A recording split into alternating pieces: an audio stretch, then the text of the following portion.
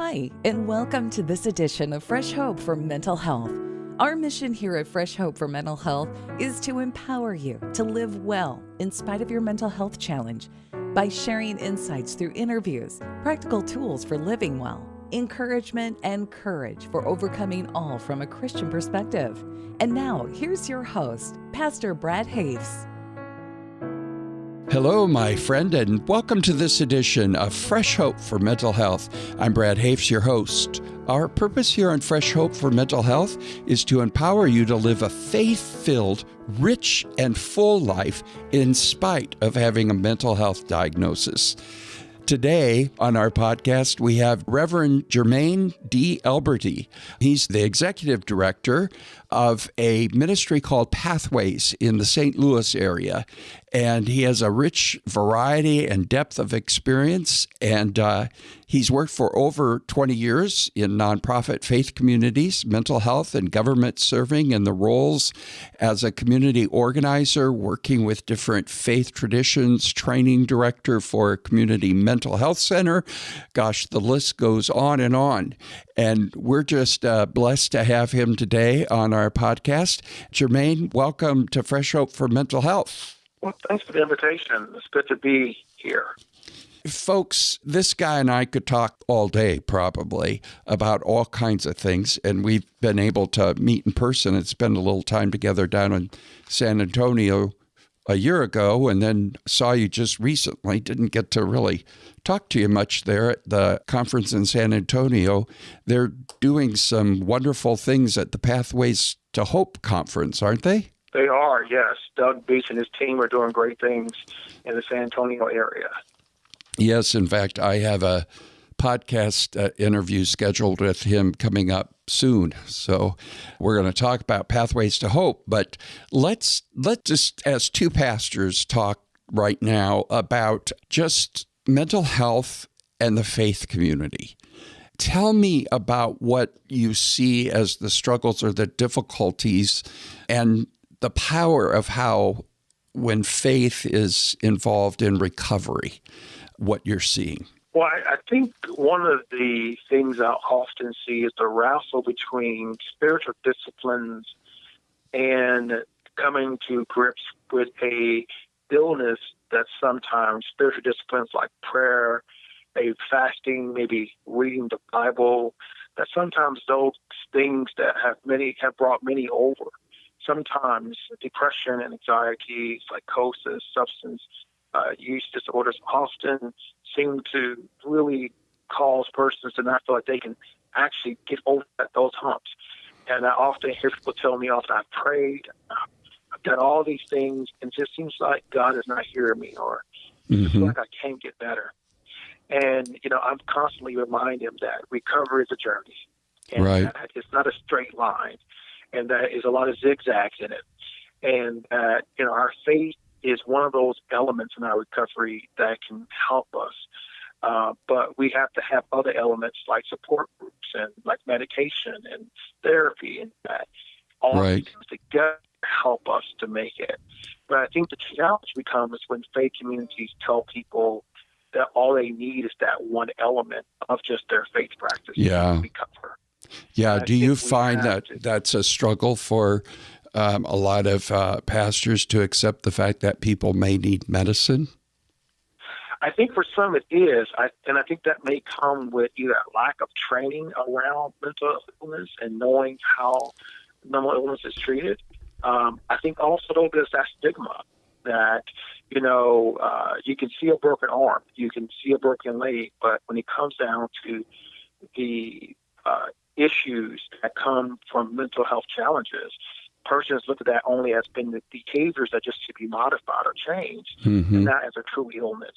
And so I think that the dilemma for many faith leaders is, how do I talk about mental illness in a way that still, for some faith communities, validate that God does do miraculous things, or that God can heal, or that, people through prayer, they can find, some kind of recovery. I think it's, what our hope is with Pathways the hope is to really provide pastors and leaders those tools they need in order to have that conversation. Because that's what it starts with. It's a conversation of, hey, recovery is possible. A long journey, yes, but possible. Yeah. Do you find that there's a lot of folks that struggle in the faith community at thinking, oh, I shouldn't take medicine for this, or I don't need to take medicine for it, and yet they don't think about their brain being another organ in their body that's just as broken as the rest of the body? Yeah, I often, joke about how sometimes the doctor gives you an antibiotic and says take it for 10 days. You start feeling better in day 5, and you start taking the antibiotic. And, it sits in the medicine cabinet. And, that's kind of how some people are with regards to medication. They take it to, it has worked or made some of the symptoms go away, and they put it down. And so, I've actually have had some pastors who thankfully are telling people, take your medication, as you would for diabetes or as you would for hypertension. Right. But then, unfortunately, there are some pastors I have heard say things like, you don't need any medication, just have faith. Yeah. And I think that does a disservice to many people who are struggling, trying to find a way. And I do think we have to be very clear that medication is not the cure-all or the thing that's going to make everything better. Right. That it is a combination of medication and therapy and support groups like Fresh Hope. It's that combination of things that person needs to do, and not just one or the other. Right.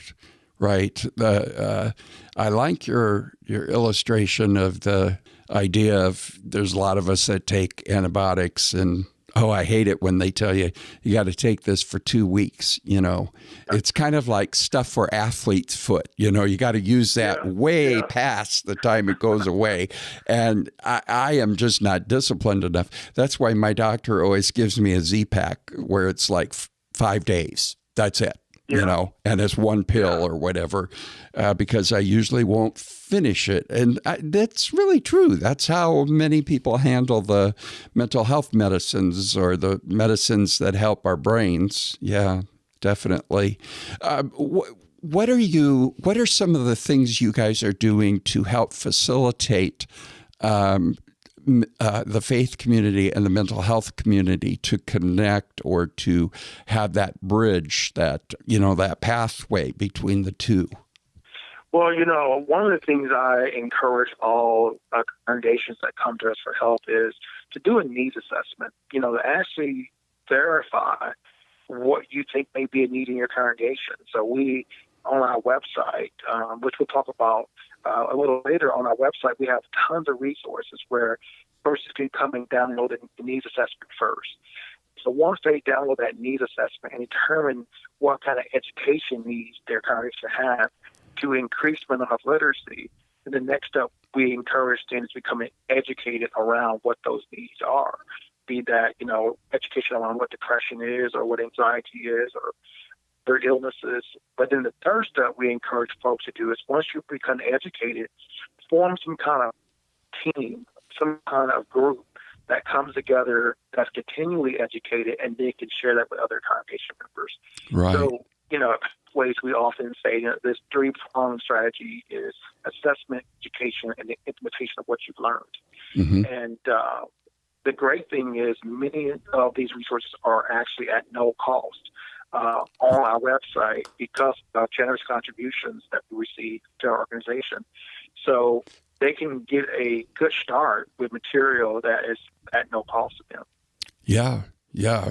Now, so that's with the congregation. What about with the pastors? What do you have in regards to that? So the program is called Companionship, and there are 5 principles or practices, if you would, of hospitality we bring side by side, listening and a compliment. And this is a 3-hour training that we take not only pastors through, but other persons through, to truly know how to walk alongside someone with a mental illness. And so, because that really is the journey. And we draw from the Good Samaritan story, where there's a stranger on the side of the road who need somebody to stop and provide assistance and recognize his humanity, that he's in need of help. So that becomes the foundational story of this training of how do we be a neighbor to those persons who need someone who is in distress. Yes. And so what we've been working with is the language around suffering. And because oftentimes that can be stigmatizing, persons suffering with mental illness. And so what we've been doing is we've been talking about using the word more distress, because there are different levels of distress. And I think distress levels the playing field. And it says, if somebody's in distress, how do you help that person? Yes. And so that's what we've been trying to do, so that we don't have to stigmatize the language that keeps folks from actually, one, asking for help, or people from extending themselves to offer that help. Yes, which makes a lot of sense. Now, talk to me just a little bit about the first aid, mental health first aid course that you teach, or that and I know that's separate of Pathways. Is that correct? It is. And before I forget, we probably should let's give that website that you were talking about where they could go for the resources for Pathways before we move on to this next thing, just to make sure. So give us that website. So Pathways website is pathways2promise.org. Say that again for us. Yeah, absolutely. So it's Pathways, that's plural, Pathways, 2, promise.org. And so instead of T-O, it's actually the 2. So pathways2promise.org. Okay, so pathways2promise.org. And that's where you can find the resources that Jermine was just speaking about. Now, let's talk a little bit about the mental health first aid. I am a novice when it comes to this. I just conceptually get it a little bit. But talk to us about that, because that's something, if I have a diagnosis or other people in our church maybe are interested in mental health, this would be something a church could host. Is that correct? That's correct. So mental health first aid is an 8-hour training. I've been fortunate to be one of the original trainers for mental health first aid, started back in 2008. So it's been a 10-year journey for me. And what persons actually learn in mental health first aid is how to help a person experiencing a mental health challenge or in a mental health crisis.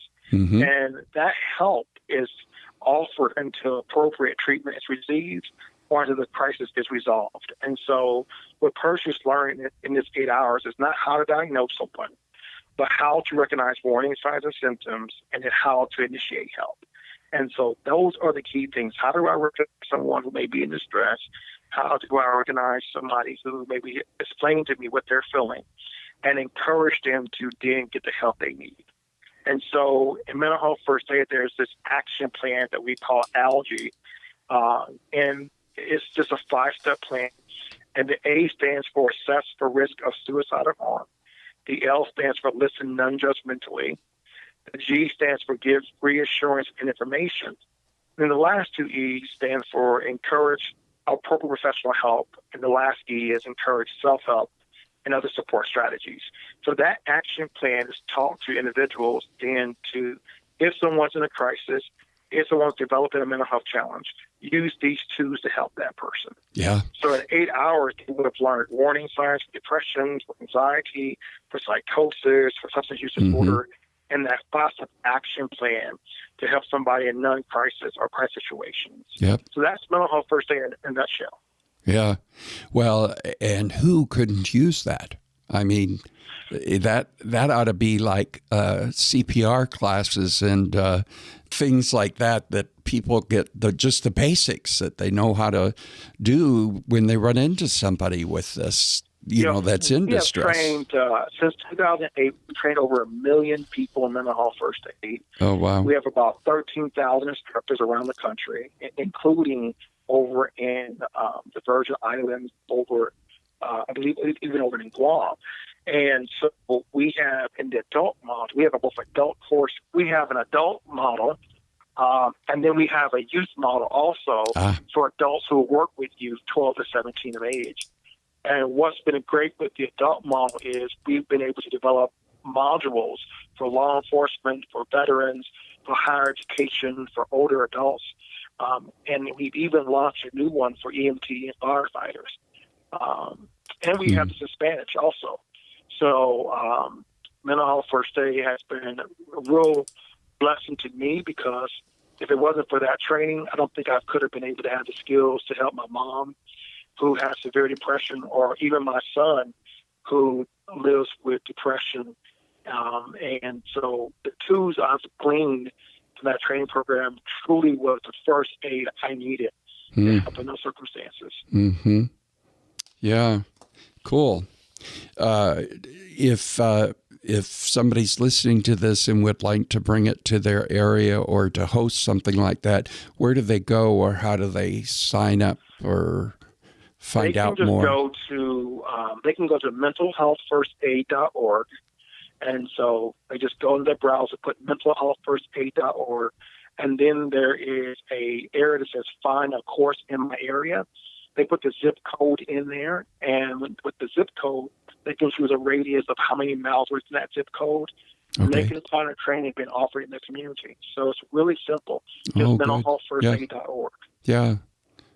Great. Now, you have a website that people can go to also to find out more about your work that you do, correct? JermineAlberty.com, right? Yeah, it is JermineAlberty.com. Alberty is ALBERTY.com. And it's Jermaine with an I. So it's JermineAlberty.com. You can find out more about Jermaine's work there. What are some of your newest projects or special things that you're involved in right now, that you're maybe new initiatives or things like that? Well, I'm so excited. A co-author and I just released a book this year called Bottled Up Inside, African American Teens and Depression. And what's the name again? It's called Bottled Up Inside. Okay. Yeah, Bottled Up Inside, African American Teens and Depression. And this book is available on Amazon as well as Barnes & Noble. And the book is designed to provide persons with content around what depression is. We discussed the risk factor of trauma as well as the protective factor of spirituality. But we also, in that book, I told a story of my son when he attempted suicide back in November of 2015. And that was his first suicide attempt. He had multiple attempts after that.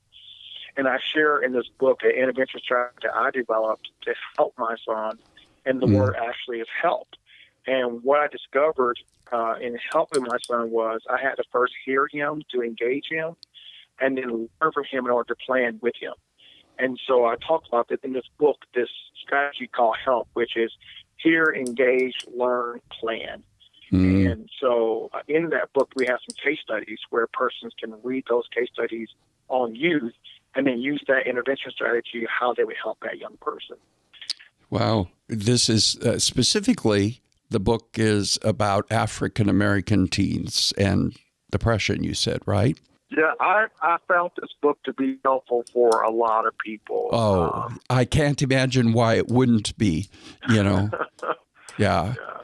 I always tell people, and Jermaine is African American, I always tell people we're all the same race. We're not a different race, just shade tones of skin color that we could all be lined up, and some of us would be very close to the other person.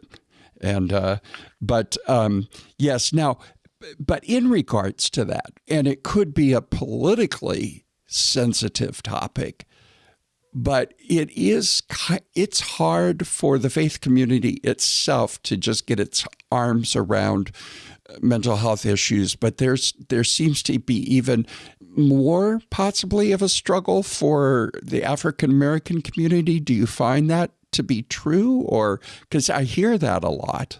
Yeah, I do. I find it to be true because when you've had people who've dealt with historical trauma for centuries, Yes, there's a resiliency that has been built up that I think is great. But I also think that resiliency keeps us from getting the help we need. yes, And so because of the strength that we often have, we just look at depression as just another issue and we'll just get over it. And what we fail to realize oftentimes is that these illnesses can be treatable, but we have to first recognize that they are illnesses. But I do have to then discuss that there is, of course, this distrust in the medical system. yes, Because people have been experimented on, and there has been history of persons of color not been treated equitably in the healthcare system. mm-hmm. So they want to avoid being labeled because who needs another label that will prevent them from getting jobs or prevent them from getting entry into other things. So I think it's catch-22 Right. of getting the help I need, but then not being labeled. So I think we have to break that stigma and then increase that literacy as we have with cancer and other illnesses. Yes. Yeah, I think there's things that I, as a white man, I simply do not comprehend at times or understand, because we all think that while we grew up in the same country, we've all had the same experiences. And even just knowing from the Trauma Healing Institute of the American Bible Society, bottom line is there can be generational trauma, and trauma can be passed on from generation to generation. And that's something some of us just don't get, Now, if you were raised by a mother who maybe had trauma because she was sexually abused while she was growing up, and you understand how that trauma gets passed down, then you might get it.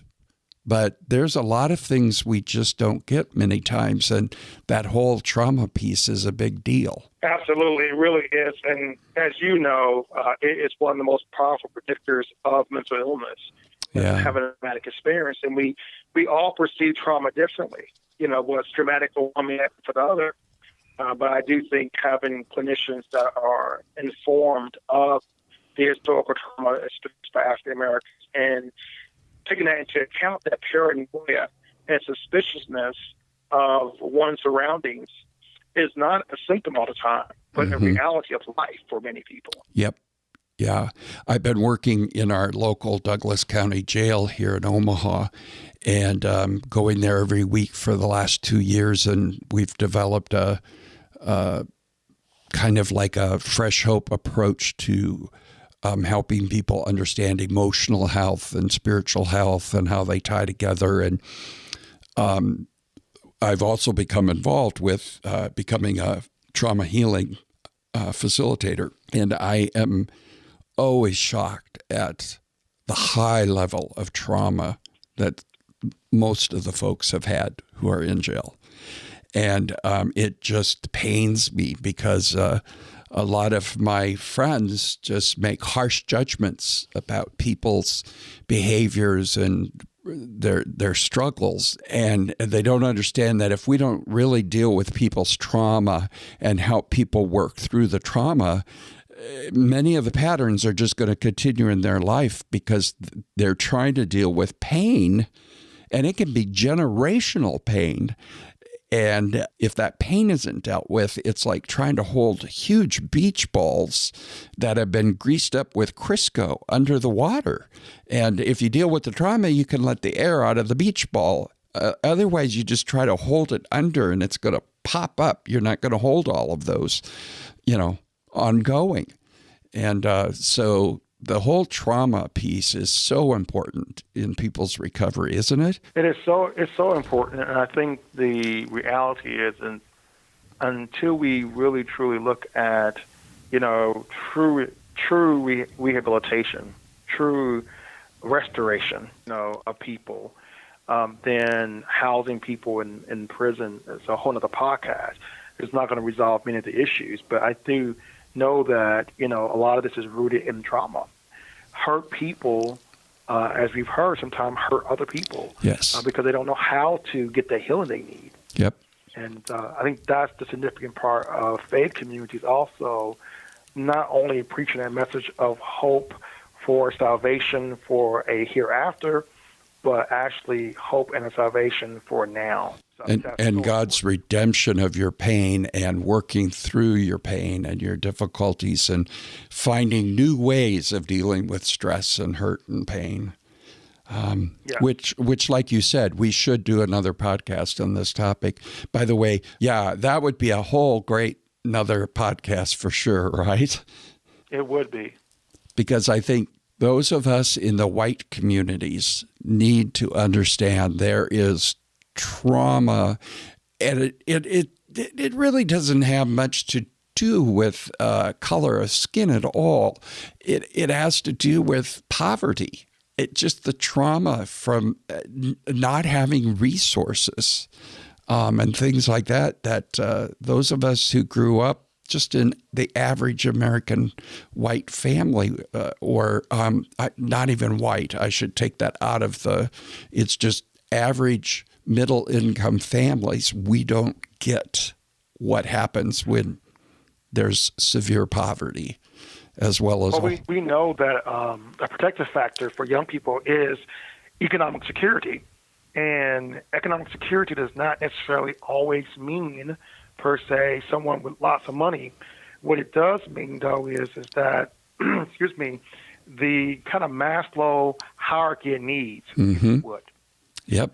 That those basic general needs of where do I lay my head, if I'm going to eat, if I'm going to have shelter, food, clothing, just those basic needs. When those needs are not met, it can create opportunities for, of course, anxiety, and also opportunities for depression. And then the question becomes often, how does one self-medicate to deal with that anxiety or that depression? And oftentimes, excuse me, it is alcohol and drugs that are used to self-medicate for some of those issues. And if you look in many minority communities, you will find more drugstores, liquor stores, if you would, in those communities than you do in other communities. And so, as we said, this could be a whole different show if we could deal with the poverty and deal with some of those other risk factors that put people at risk. I think that, once again, it goes back to our faith community and how we embrace our role as a social gospel of dealing with the societal ills and redemption and restoration of people. That's important. And so I think it all links back to the whole idea of mental health and wellness. Yes. And that's one of the things I've been challenging people is that, the word mental illness can be stigmatizing, but the word mental health should not be. It is simply how do we maintain our emotional wellness? How do we maintain wellness in that area? And so there's good mental health, and then there's mental health that's not so good. Right. Everybody's got mental something. It's either health or it's not too good. Well, that's why I love the definition of the word mental health challenge, because what that is defined as is simply person who may experience symptoms that are not severe enough to warrant a diagnosis. Right. So what that says is everyone has a mental health challenge. Yes. We all experience some kind of symptoms, but those symptoms may not be severe enough to warrant a diagnosis. And so we all experience stress of some kind. And so I use one analogy of when you lose your keys, what happens to you?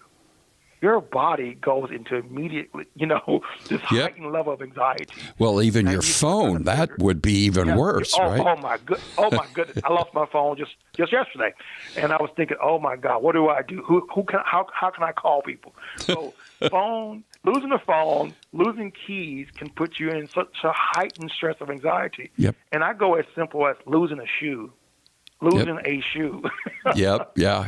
So, when we think about the fact that all these different things can heighten our anxiety, could cause us to feel depressed, then we all at risk of developing possibly a mental illness. But the reality is, because of support systems that we have around us, coping mechanisms that we have established, those things may help us maintain wellness. And the faith community can be that for folks. Absolutely. With sensitivity training, with some minimal understanding, really. It just takes friendship. It just takes a relationship. Yeah. I find that the people who really struggle to recover, as I watch and we work within our groups, the people who really, really struggle are the people who live alone. It's so much harder. And if there's no family, in many cases, kids help you. It may be its own burden, but if you struggle with a mental health challenge, the fact that your kids have to get to school and certain things have to happen, that keeps you going. But when you're all alone, and it's so easy to get stuck in your head at that point. Research just came out that said that loneliness is now one of the worst epidemics than obesity. Yeah. And so, when we think about the detriment of loneliness to our health, that's why we need faith communities really to gather around. And I often tell my congregation, if you don't see somebody on a Sunday morning, if you don't see somebody, if it's at the temple on Saturday, if you don't see somebody, call, ask them, are they okay? I mean, it's just that simple check-in. Absolutely. I didn't see you. Is everything okay? Yeah. That has been neighbor one to the other. Yeah. That really is. Yeah. Well, like I said at the beginning, you and I could probably talk for a day or two and not cover any of the same subjects, or just talk in circles, one of the two. But I really, really appreciate you spending time with me. Would you mind just talking to somebody that's listening that's maybe discouraged or frustrated? Maybe they themselves have the mental health challenge, or they live with someone who does. Could you just speak hope into their situation? I would love to. I just want that person to know that, one, that recovery, even though it is a long, hard, arduous journey at times, it is possible. But it's not possible by yourself. It begins with hope. It begins with the hope that recovery is possible. And so I would encourage you to talk to somebody who you trust and let them know how you are feeling and what you are experiencing. And let that person know, I need your help. And that becomes the beginning, just reaching out your hand saying, hey, I need your help. And I promise you, there are people out there that want to help, but just don't know that you need their help. And so continue to pray, continue to trust God, continue to do those things, but know that we are here to be help one to the other. And so I would encourage you just to extend your hand. And my prayer, somebody will take your hand, and not only your hand, but your arm, and walk with you. Yep. Would you mind closing us with a word of prayer? I would love to. We give thanks for opportunity anytime to come before a gracious and loving God. And we just pray that a peace and comfort that surpasses our understanding will be with those who hear this podcast, and that they will know that we are called to love one another. But the greatest commandment is for us to love God and love our neighbor as ourselves. So help us to be peace, love, and joy one to the other. Amen. Amen. Again, thank you so much, Jermine. And the websites are Pathway to Promise, or is it Promises? Pathway to Promise? Yeah. Pathwaystopromise.org, JermineAlberty.com. And I mentioned companionship earlier in the podcast, and that website is thecompanionshipmovement.org. So those three sites are pathwaystopromise.org, JermineAlberty.com, and thecompanionshipmovement.org. And also the name of your book again? Is Bottled Up Inside, African American Teens and Depression. And that's available at any bookstore or through Amazon, right? Amazon and Barnes & Noble, yes. Okay, great. Well, thank you so much. Also, thank you to those of you who are listening to this podcast. We thank the Lord for you. If you'd like to ever talk with us about maybe your mental health challenge, or if you want to know about resources that we have through Fresh Hope or Pathways to Promise or other places, we'd be happy to connect you and intersect, if you will, or help you and walk alongside of you as is possible. We'd really like to hear from you. Feel free to email us questions, insights, maybe a topic that you'd like to see us cover or share on this podcast. And of course, you can follow us on social media and all of those places. And would you mind doing me a favor, though? If you're listening to us on Apple or on iTunes, would you please make sure to write a review? It doesn't, just a short little review of the podcast. It helps others find us through iTunes. And of course, we have groups around the country, as well as we have Fresh Hope online. And you can find out more about that on our website at www.freshhope.us, freshhope.us. Until next time, may the Lord hold you with his hope, fresh and new daily.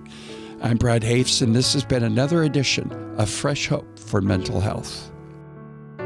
You've been listening to Fresh Hope for Mental Health. If you have an opportunity, please review, share, and subscribe to the Fresh Hope for Mental Health podcast on iTunes or on the service that you use. We encourage you to share our podcast on social media with your friends and family. Previous podcasts of Fresh Hope for Mental Health can be found at freshhopeformentalhealth.com, iHeartRadio, Stitcher Radio, and iTunes. The Fresh Hope for Mental Health podcast is part of Fresh Hope. Fresh Hope is an international network of Christian mental health peer support groups which empower people to live well in spite of having a mental health diagnosis. For more information about Fresh Hope, go to freshhope.us. Fresh Hope is one of the leading networks of faith-based peer support groups internationally. Our host, Brad Hoefs, is founder and president of Fresh Hope. He is a pastor who is living well in spite of having bipolar disorder. Brad is the author of the book Fresh Hope for Living Well, which is available at Amazon.com. Brad is also a speaker, blogger, hope coach, and mental health advocate. You can find more out about Brad by going to bradhoefs.com. Hoefs is spelled Hoefs. If you or someone you know is interested in attending a Fresh Hope group meeting, go to freshhope.us and click on Find a Group.